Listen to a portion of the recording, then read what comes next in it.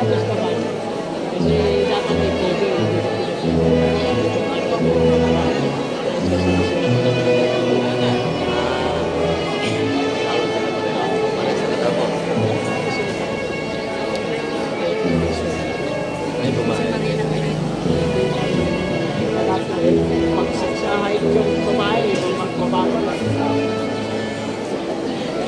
Let us all welcome the Grade 10 Modesty with their advisor, Ms. Jovelyn Athletics.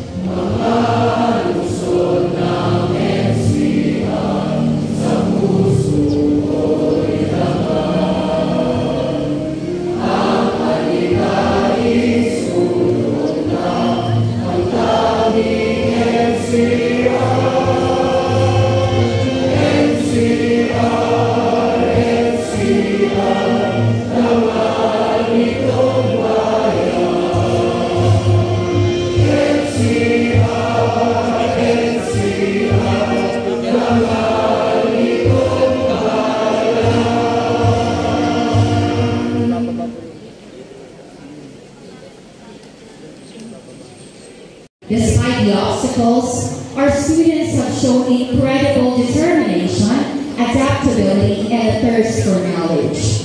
Let us celebrate their accomplishments and the hard work they have put in to reach this milestone. And now, the most significant moment in completion ceremony has come. The presentation, validation, and confirmation of candidates for moving up.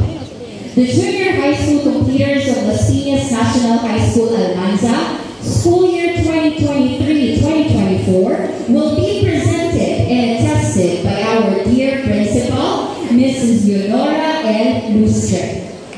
Validation of candidates for moving up and confirmation of completers will be proclaimed by our esteemed Public Schools District Supervisor, Cluster 4, Mrs. Mildred P. Tuble. Let us give them a warm